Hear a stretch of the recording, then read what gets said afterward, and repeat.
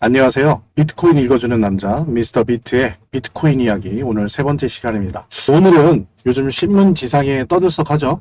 미국, 일본이 1년 만에 엔화 공조를 했습니다. 그래서 이 미국, 일본의 엔화 공조가 비트코인의 대세장을 상승장을 불러온다라고 하는 사실, 어째서 그게 가능한 건지, 어떤 과정을 거쳐서 가능한 건지 함께 공유하는 그런 시간 갖도록 하겠습니다.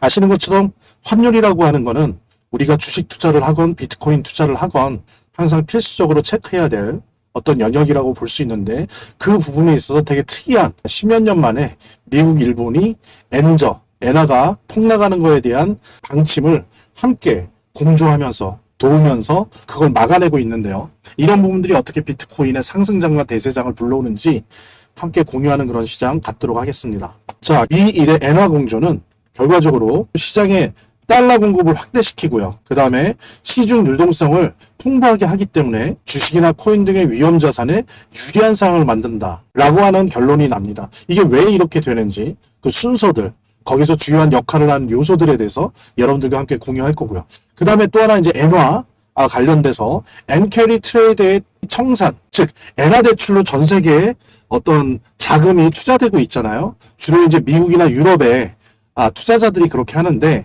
그런 것들이 이자가 높아지면 일본으로 복귀하려고 하겠죠. 이자가 높아지니까 현지에서 수익 내는 것보다 수익으로 이 이자를 내기가 오히려 부담스러워지는 거예요. 이런 자금들이 있습니다. 엔화 대출로 나간 자금 중에. 그런 것들이 이제 만약에 기준금리가 올라간다든지 그럴 경우에는 이제 복귀하는 건데, 그거를 방지하거나 지연시켜줘서 한편으로 엔화 대출로 투자한 자금이 주로 어디에 가 있겠습니까? 주식이나 코인 등에 가 있겠죠. 그랬을 때 주식, 코인 등의 위험자산 시장을 보호한다라고 하는 부분, 이런 부분들이 구체적으로 어떤 과정을 거쳐서 어떤 원인들 때문에 그렇게 되는 건지 함께 공유하는 시간을 가질 거고요. 그 전에 본격적인 내용 시작하기 전에 오늘 비트코인의 차트를 좀 함께 보는 시간 짧게 간단하게 갖도록 하겠습니다. 오늘 좀 떨어졌습니다. 7일 들어와서 한 3일 정도 계속 그래도 올라갔었죠. V자 반등을 하면서 올라갔었는데 다시 오늘 좀 떨어지고 있습니다. 왜 떨어지고 있느냐, 뭐 여러 가지 볼 수 있는데, 일단 기본적으로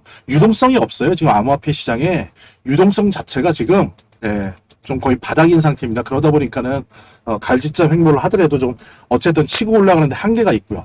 그리고 이제 중요한 거는 계속 논쟁 중인데, AI 버블이 곧 2, 3년 안에 터진다, 그러면서 그 전에 스태그플레이션이 올 것이다라고 주장하는 사람들이 있는데, 그런 주장을 하는 사람들의 내용들이 좀 시장에 많이 퍼지고 있습니다. 그러면서 투자 심리를 좀 위축시키는 그런 면이 있다라고 하는 부분들. 그 다음에 이제 결정적으로는 클래러티 법안, 여러분들 아시죠? 클래러티 법안, 이것이 결국에는 9월로 연기가 됐습니다.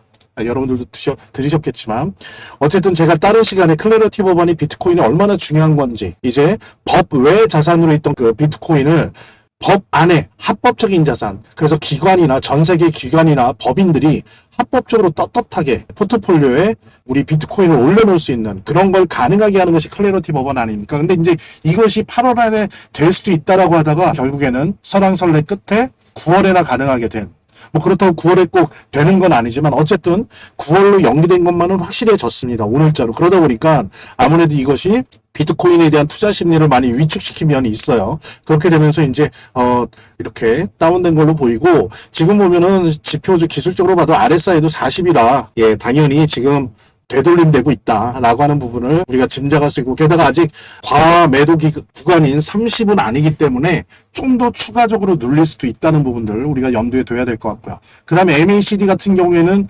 경우도 마찬가지죠. 4일, 5일 이럴 때 양수가 나섰어요. 플러스가 나타났었는데 지금 이제 마이너스가 됐습니다. 이제 그만큼 둔화됐다는 거죠. 그래서 이런 부분들을 봐도 당분간은 기본적으로는 조정의 패턴을 가질 수밖에 없다라고 하는 부분들, 특히 이제 21선이나 61선과 딱 붙어 있어요. 그 아래에요. 아래인데 좀 붙어 있고 대신 하회하고 있습니다. 이랬을 때 이 이동평균선을 치고 올라갈 수 있느냐 없느냐 라고 하는 부분이 단기적인 어떤 전망을 하는 데 있어서 시금석이 될 것 같고요. 과연 그것이 가능할지 우리들이 계속 모니터링을 해봐야 될 것 같고요. 근데 기본적인 구조상으로는 나중에 맨 끝에 제가 코인의 MVRV 지수나 소파 금리를 통해서 지금 상황이 어떤지 다시 한번 확인을 해드릴 텐데, 일단은 그런 지수들을 함께 보면서 이 차트를 보면 한계가 있다. 들쑥날쑥 하더라도, 반등을 하더라도 등락을 거듭하더라도 어떻게 되든지 간에 크게 유의미한 포지션을 잡기가 힘들 것이다. 지금 포지션보다는 비트코인 그 자체에 대한 펀더멘탈에 대한 고민들을 해야 될 시간들이다. 좀 대기해야 될, 기다려야 될 시간들이다라고 하는 부분들 여러분들과 함께 공유하면서 이제 본격적으로 이 밀미 엔화 공조가 우리 비트코인을 어떻게 상승시킬 수 있는지 그 구체적 이유에 대해서, 원인에 대해서 살펴보는 시간 갖도록 하겠습니다. 자, 여러분들 지난 6월이었죠. 지난 6월에 31년 만에 일본의 기준금리가 1%로 인상됐었습니다. 원래는 제로금리였죠. 제로금리. 그런데 기억하시겠지만 작년부터 조금씩 0.25%씩 계속 올렸어요. 제로금리였는데 점점 올렸고, 그러다가 이제 31년 만에 지난 6월에 기준금리가 1%로 인상이 되면서 제로금리 때 기준금리를 졸업을 했죠. 사실은 이게 이제 너무 이자가 낮다 보니까 이게 이제 그 수입품 물가가 올라가잖아요. 일본 같은 경우에. 그러니까 물가 문제도 생기고 또 미국과의 통상 문제도 계속 생기고 그렇지 않아도 관세 문제가 있는데 추가적으로 미국에서는 곱게 보지 않는 거죠. 너 왜 이렇게 기준금리 안 올려? 뭐 이런 부분도 있었고 그 다음에 또 이제 계속 국부가 유출되고 이런 부분들이 있으니까 이런 부분을 해결하기 위해서 어쩔 수 없이 기준금리를 계속 올렸죠. 그죠? 경기 침체를 불러일으킬 수 있는 그런 이유임에도 불구하고 어쩔 수 없이 올렸습니다. 예. 그러다 보니까 작년에도 작년 가을 겨울에 잠깐 그런 얘기가 나왔는데 세계 자본이 엔캐리 청산이 일어날까봐 두려워했어요. 엔캐리 청산이 뭐죠? 이 부분 먼저 한번 짚고 넘어가도록 하겠습니다. 예, 2024년 8월 5일에 그때 일본은행이 기준금리를 0.25% 올렸어요. 그랬더니 어떻게 됐냐면은 그때 이제 거의 0.25인데 어쨌든 완전 제로금리 상태였는데 그때 초저금리 엔화를 빌려서 미국 주식이나 코인에 투자하는 걸 엔캐리 트레이드라고 하거든요. 근데 어때요? 일본 쪽에 이자가 올라가니까 다는 아니지만 일부 자금들이 그걸 가지고 투자해서 이 이자를 지불하고 남는 게 없는 거예요. 오히려 손해볼 수 있는 거예요. 그 가격대에 물려있는 엔캐리 자금들이 있었던 겁니다. 그러니까 그런 자금들이 어떻게 돼요? 다 빠져나와서 자산을 팔죠. 팔고 어디로 가야 돼요? 일본으로 가야 되죠. 일본으로 가서 돈을 갚아야죠. 아니면 계속 손해보니까. 그래서 그때 2024년 8월에 이 엔캐리 트레이드의 경험을 한번 했습니다.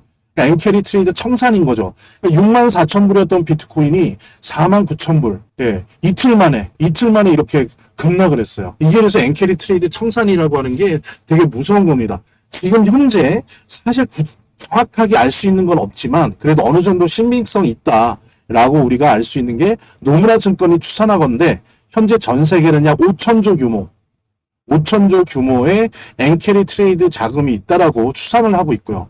이 중에서 특히 한 10분의 1, 10% 정도의 자금, 즉 약 500조는 일본은행이 0.25나 0.5% 올리면 타격을 받을 만한 가능성이 매우 높은 자금으로 분석하고 있어요. 이렇게 되면 또 이때처럼 2024년 8월 5일 때처럼 엔캐리 트레이드 청산이 나타나는 거죠. 걔 주식이 됐건 코인이 됐건 팔고 빨리 갚아야 되는 거예요. 이자를 갖고 원금을 갚아야 되는 그런 상황이 벌어지게 되는 거죠. 그럼 막 그런 식의 자산 투매를 하니까 어떻게 되겠어요?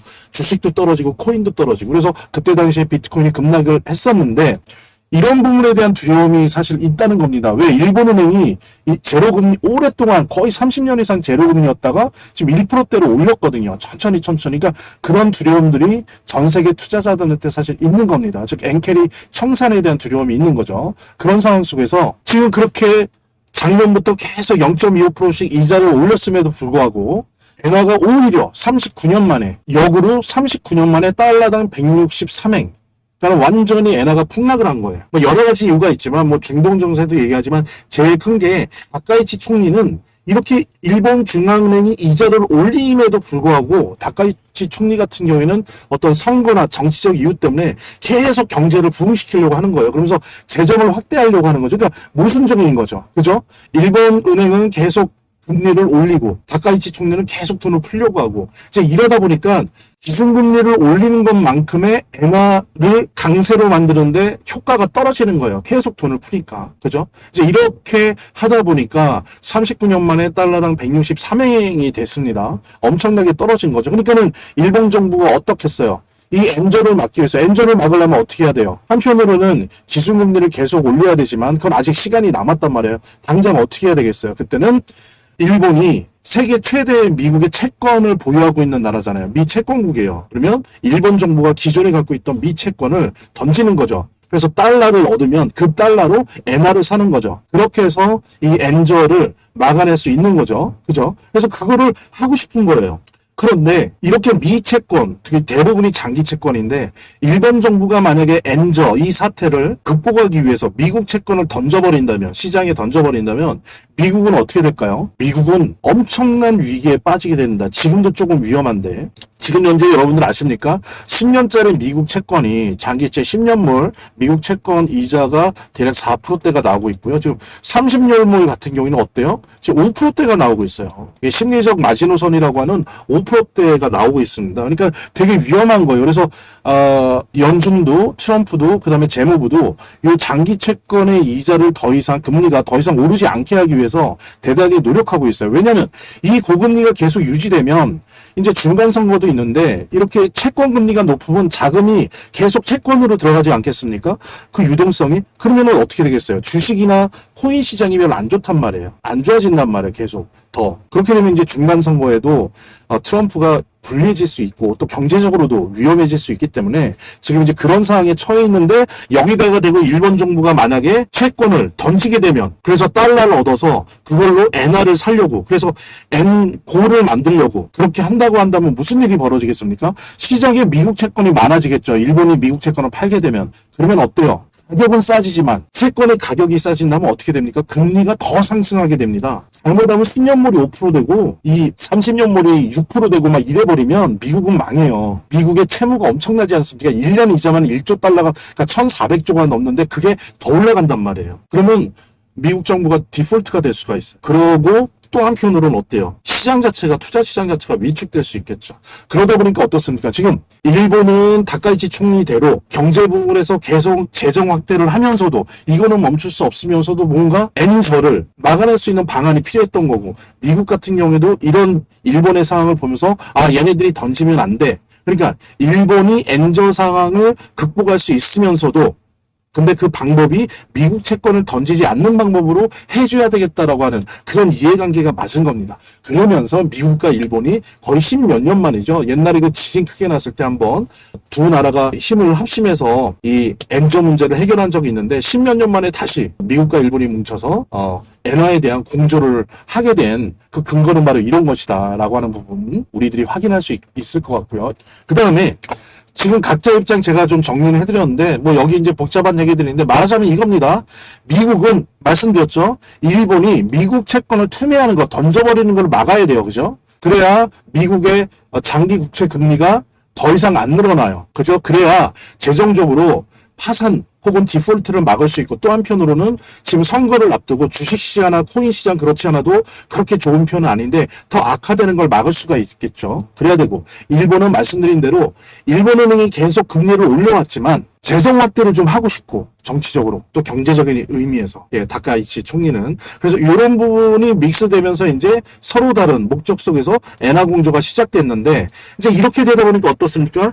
양국의 중앙은행의 독립성이 붕괴됐죠. 그냥 정치 논리로 혹은 정부의 객관적인 기준이 아니고 정부의 어떤 경제 논리로 정치 경제적 논리에 의해서 중앙은행의 역할들이 다 무너진 거예요. 할 일이 없는 거예요. 중앙은행이. 자기 마음대로 못하는 거예요. 원래대로 한다면 어떻습니까?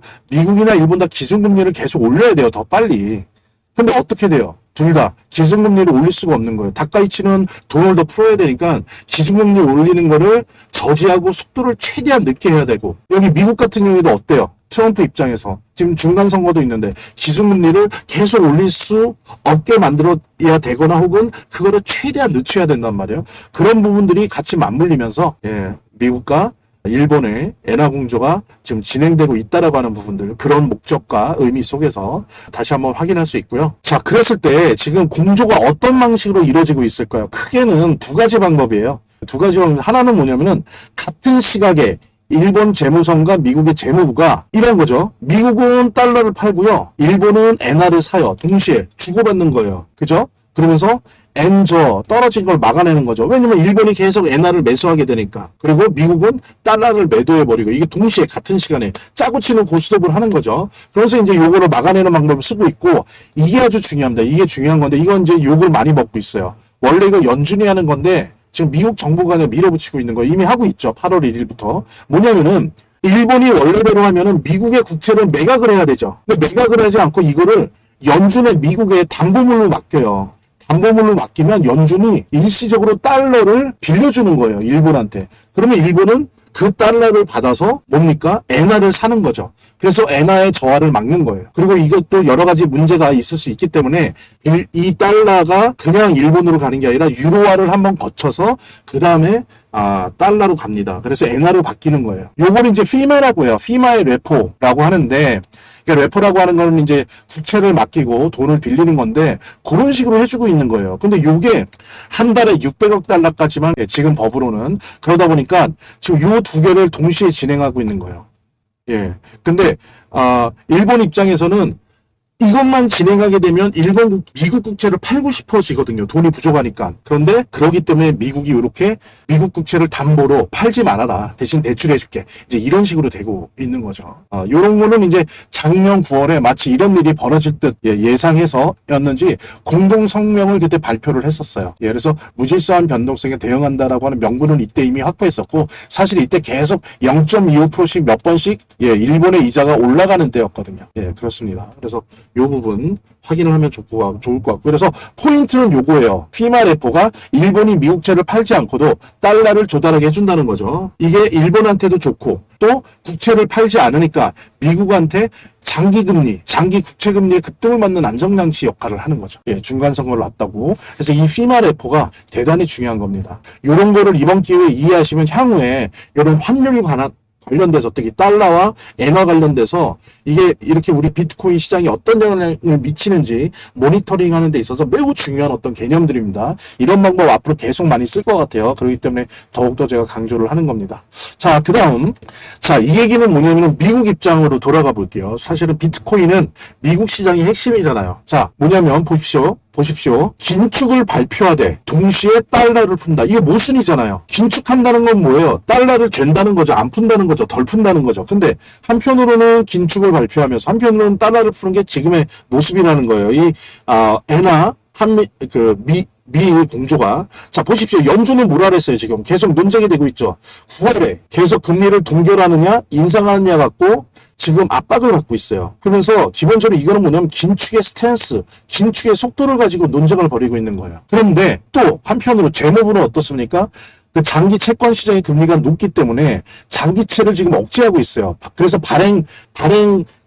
장기 채권 을 재무부가 발행할 때 원래는 발행을 더 많이 한다 그랬어요. 작년의 계획으로는. 근데 이번 상반기부터 이후 내년까지 장기채 발행을 최소한 동결한다고 했어요. 그 얘기는 뭐냐면은 장기 채권 이자가 높아진 걸 막겠다는 거죠. 그러면서 지금 뭐냐면은 카드 돌려막기 있어요. 단기채로 계속 빚을 돌려막기 하고 있습니다. 계속. 재무부가 이런 식으로 하고 있는데 이거는 뭐예요? 기본이 긴축이에요.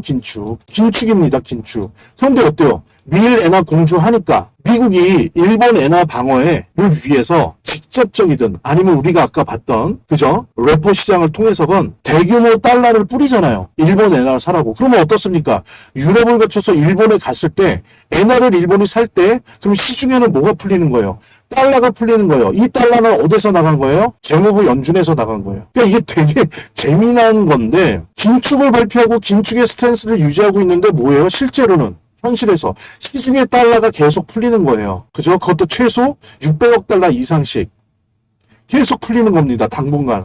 그럼 이건 뭡니까? 사실은 완화적 유동성 공급의 의미라는 거예요. 그래서 연준이 실제로 지금 긴축을 하고 있지만 긴축이 아니고 양적 완화 이런저런 방법으로 달러를 더 푸는 거 유동성을 확대하는 거와 비슷한 효과를 내게 된다는 거죠. 그러면서 뭡니까? 이게 이제 트럼프와 베센트 재무부 장관의 항상 하는 말인데 우리 정부는 달러 패권만 유지된다면 달러가 약해지는 것이 좋다, 나쁘지 않다라고 하는 생각을 가지고 있어요. 그래야 경상수지 적자도 적어지니까. 그러니까 지금 이렇게 달러가 풀리니까 어때요? 이 정책과도 일맥상통하는 거예요. 이게 연준한테 맞든 안 맞든 그리고 미국 경제에 맞든 안 맞든 그건 두 번째 문제예요. 그래서 트럼프 행정부 목표대로 달러가 약세화되고 있다라고 하는 부분. 자, 보십시오. 실질적인 달러의 공급, 양적 완화와 또 달러 약세는 뭐예요? 비트코인을 포함한 위험자산에 매우 유리한 조건이에요. 우리가 항상 얘기하는 거잖아요. 조금만 풀어줘, 양적 완화 좀 해줘. 그 다음에 어때요? 달러가 좀 눌렸으면 좋겠어. 예, 그게 비트코인한테는 되게 중요한 거거든요. 거시경제 차원에서. 그런데 원래는 위험자산 시장을 키우려고 하는 목적이 아니고, 그렇죠? 장기 채권 시장을 미국 입장에서는, 일본은 또 다르지만 미국 입장에서는 장기 채권 시장을 보호하려고 엔화가 떨어지는, 엔화가 폭락하는 것을 막아주는데 그 목적으로 도와주다 보니 달러가 풀리는 거예요. 그러니까 우회적인 양적 완화의 효과와 달러 약세의 효과를 내고 있다. 그래서 일단 거시경제 차원에서도 이거는 비트코인을 포함한 위험자산에 매우 유리한 상황을 지금 최소한 8월 1일부터 지금 만들어 나가고 있다라고 하는 부분이에요. 이 부분 꼭 확인을 하시고요. 그 다음, 자, 그러면서 또 하나의 의미가 있어요. 이것만이 아니고, 즉, 양적 완화의 의미가 있고 달러 약세의 의미가 있고, 그렇죠. 근데 거기다 덧붙여서 또 무슨 의미가 있냐면, 우리 처음에 아까 봤죠. 엔캐리 청산 우려가 이렇게 있어요. 오늘에도 신문 나왔죠. 증권가 과도한 공포 바닥 신호다 뭐 이렇게 해석을 하는 사람들도 있고, 아니면 엔캐리 청산을 우려하는 그런 것도 있어요. 왜냐면 달러 엔화가 떨어지니까 당연히 일본 중앙은행이 급격하게 이자를 기준금리를 올릴 거 아니냐, 그러면 엔캐리 청산되는 거 아니냐, 뭐 이런 우려가 있는 거죠. 그랬을 때 지금 어떻습니까? 미국과 일본이 엔화 공조를 하면서 엔캐리 트레이드 청산을 어때요?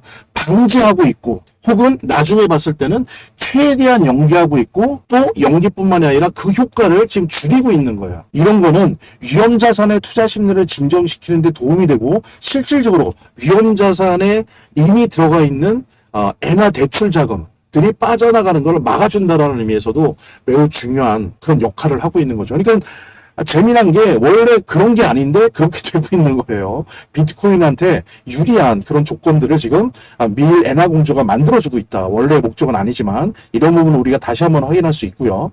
자, 그랬을 때 오늘의 내용 딱 5줄로 요약을 하도록 하겠습니다. 자, 뭐예요? 엔저 방어를 위해서 미일의 공동 개입은 당분간 계속된다라는 거. 자, 그랬을 때 일본은 피마레포가 뭐예요? 미 국채를 팔지 않고 연준에 맡기는 거예요. 담보물을 제공하면 연준이 달러를 주는 거죠. 그러니까 일본은 이 피마레포로 달러를 조달해서 엔화를 사니까 시중에는 달러가 퍼지는 거죠. 그래서 양국 모두 금리 인상은 최대한 천천히 가려 한다. 안 할 수는 없다 해도 최대한 천천히 가려고 하는 거죠. 그죠? 이것 또한 우리 비트코인한테 너무 유리한 거고, 요 피마레포를 통해서 달러를 조달하고, 그래서 달러가 시중에 많이 풀리게 된다. 최소한 월 600억 달러 이상이 풀리게 된다라고 하는 부분은 우리 비트코인한테 대단히 유리한 거죠. 그 다음에 또 뭡니까? 장기 채권 이자를 동결시키고 단기채에 집중한다는 건 뭐예요? 이것도 또 숨은 유동성의 공급 효과가 있어요. 여러분들 만약에 장기채가 이렇게 동결되지 않고 이자가 올라가면 어떻게 되겠어요? 자금들이 미국 장기 채권으로 간단 말이에요. 그러면 어떻습니까? 그만큼 비트코인 입장에서는 유동성이 말라가는 거예요. 그런데 지금 장기채 금리를 동결시키고자 하잖아요. 요 미일 공동개입을 통해서. 그러니까 이거는 한편으로 숨은 유동성 공급 효과가 있다라고 하는 부분. 또 하나는 뭡니까? 엔캐리 청산에 대한 어떤 리스크가 있는데 이 부분을 완화시킴으로 해서 비트코인이 급락할 수 있는 위험을 완충하고 있다는 거. 요 5가지 이유를 명확히 우리가 밝혀내면서 지금 엔저 방어를 위한 엔화 폭락을 방어하기 위한 미국과 일본의 공동 개입은, 공조는 우리 비트코인이 대세 상승할 수 있는, 크게 상승할 수 있는 에너지를 모으는 그런 의미를 갖고 있다. 계속 그런 에너지들이 축적될 것이다 라고 하는 부분, 이 부분을 확인할 수 있고요. 자, 그랬을 때 그러면 이렇게 밀레 공동 개입이 본격적으로 그전부터도 있었지만 공동적으로 피마레포부터 해서 8월 1일부터 시작이 됐다면, 그러면 비트코인 어떻게 해야 됩니까? 이제 올라갈 거니까 팔까요? 매도 타이밍 고민해야 돼요? 아니면 살까요? 자, 이런 부분은 앞으로 계속 좋아지는구나, 유동성이 풀려나가고 장기채가 동결되고 엔캐리 청산 리스크가 완화되는구나, 유리한 조건들이 만들어지는구나 라고 하는 부분을 확인을 하시면서 뭐를 보셔야 되냐면은 일반 차트 말고, 차트도 봐야 되지만 이걸 보셔야 돼요. 제가 저의 다른 영상을 보신 분들도 이미 보셨겠지만 이 비트코인의 MVRV 차트를 항상 매일매일 봐야 됩니다. 예. 제가 오늘은 따로 설명 안 드릴게요. 이 시간에는 지난 시간에 이미 자세히 설명드렸기 때문에 MVRV 이 지수가, 자 보십시오. 여기 0부터 1, 2 이렇게 있어요. 여기 8까지. 지금 현재는 뭡니까? 1.2예요. 근데 보통 이 차트를 어떤 기준으로 봐야 되냐면 0 이하일 때도 있었죠. 이렇게. 그죠? 0 이하일 때거나 2 이전에, 여기가 2예요. 2 이전에 아래일 경우에는 이게 보통 비트코인을 매수하기 좋은 시기로 판단하시면 됩니다. 그러니까 지금은 뭐예요? 1.2이면 지금은 매수를 즐겁게 매수할 때예요. 예. 지금은 매수할 때입니다. 추가 매수할 때죠. 그 다음에 신규 투자하신다면 지금 들어가기에 좋은 가격대예요. 근데 만약에 MVRV가 3을 넘는다. 3이라고 하는 게 6이거든요. 6이. 과거의 차트를 한번 봐보세요. 3을 넘어가면은 매도 판단을 하는 거예요. 물론 이제 성향에 따라서 어느 분들은 3에 바로 파시는 분들도 있고 4에 파시는 분들도 있고 5에 파시는 분도 있고 막 그런데 보통은 평균적으로 예전의 통계를 보면 3.7에 많이들 파셨어요. 그건 뭐냐면 요 MVRV만 봐도 제대로 매일매일 체크해도 내가 지금 돈이 뭐 있든 없든 일단은 내가 지금 팔아야 될 때인지 매수해야 될 때인지 그 다음에 일부 매도 일부 익절을 해야 될 때인지, 그죠? 이런 거를 분할 매도를 할 때인지, 아니면 분할 매수를 할 때인지를 정확하게 판단할 수 있어요.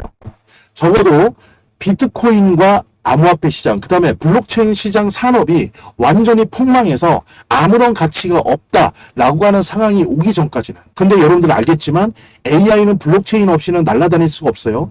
AI의 네트워크망이 뭡니까? 이게 일반 인터넷으로 안 돼요. AI의 네트워크망은 바로 암호화폐 블록체인망으로 한단 말이에요. 그랬을 때 AI가 큰다는 것도 블록체인 없이는 클 수가 없어요. 그게 무선이든 유선이든 위성에서 때리든 간에. 그렇습니다. 그랬을 때 절대 망할 리가 없거든요. 그렇게 본다면 비트코인에 관한하는 내가 매수해야 될지 매도해야 될지 타이밍을 가장 정확하게 질 수 있는 게 MVRV다. 그래서 여러분들이 여러 주식 차트를 보시기 전에 항상 매일매일 일기 쓰듯이 봐야 될 게 MVRV예요. 예. 자, 지금 현재는 어떻다? 1.2이니까 매수하기 좋은 시기다라고 하는 부분. 예, 그리고 기다려야 된다. 매수하면서 한편으로 좋은 소식이 있잖아요. 그죠? 미일에 이 엔화에 대한 공조가 비트코인의 유리한 유동성과 엔캐리 청산 리스크를 절감시키는, 그 다음에 장기 국채의 금리 상승을 막아내는 그런 유리한 조건을 만들어내는 역할을 하고 있단 말이에요. 점점 무르익게 만들고 있고, 예, 그래서 여유 자금만 있다면 매수하기에 좋은 시점이다라고 하는 부분을 확인할 수 있고요.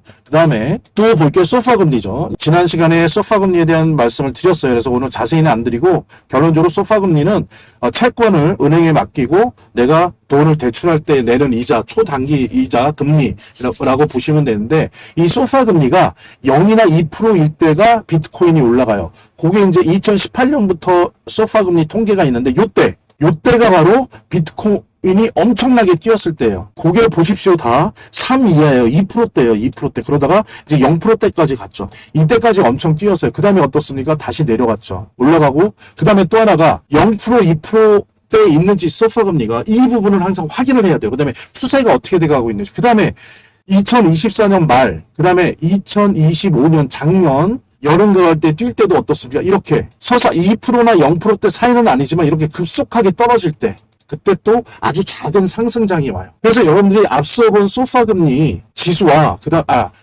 죄송합니다. 여러분들이 앞서 본 그 MVRV 지수와 함께 이 소파 금리를 보면 진짜 내가 지금 팔아야 될지 말아야 될지를 정확하게 진단할 수 있어요. 적어도 비트코인에 한해서만큼은. 근데 여러분들 나머지 암호화폐 비트코인 따라가잖아요. 시차를 두면서. 예, 물론 이제 100%는 아니지만 되게 유사하게 따라간단 말이에요. 그랬을 때 사실은 비트코인은 그냥 속된 말로 직방이고요. 나머지 이더리움을 포함 나머지 암호화폐도 사실은 이걸로 보면 얼추 8, 90% 맞춰간다. 근데 거의 95% 이상 99% 비트코인은 여기에 맞는다라고 하는 부분. 그래서 지금 여러분들 미래의 좋은 에너지 같은 거를 지금 느낄 수가 있죠. 이 미일의 엔화 공조를 통해서 좋은 에너지들이 만들어지고 있다는 걸 우리가 확인하고 있습니다. 그런 때에 근데 소파 금리와 우리 MVRV 지수를 보니까 지금은 매수할 때구나. 기분 좋게 매수할 때구나 라고 하는 부분, 그러면서 때를 기다려야 될 때구나 라고 하는 부분을 다시 한번 여러분들과 함께 공유할 수 있었습니다. 물론 일일 초단기 거래 하시는 스캘핑 하시거나 이런 분들한테는 데이 트레이딩 하시는 분들한테는 이게 안 맞는 거죠. 그죠? 근데 요거는 그렇게 스캘핑 단타, 일일 단타 치거나 며칠 단타, 데이 트레이딩 하시는 분들을 제외하고는 100% 맞는 거다라고 하는 부분 다시 한번 강조하면서, 자, 여러분들 저 미스터 비트의 비트코인에 대한 이야기 긴 시간 함께 해주셔서 감사하고요. 여기까지 영상을 보셨다면 혹시나 구독과 좋아요 알림 설정 했는지 한번 확인하시고 안 하셨다면 꼭 반드시 구독과 좋아요 알림 설정 부탁드리고요. 여러분들에게 이 내용들이 도움이 되셨길 바라고 제가 또 열심히 준비해서 다음 시간에 여러분들에게 큰 투자에 도움이 될 수 있는, 비트코인 투자에 도움이 될 수 있는 내용 가지고 찾아뵐 테니까 그때 다시 뵙도록 하겠습니다. 자, 여기까지 미스터 비트였습니다. 감사합니다.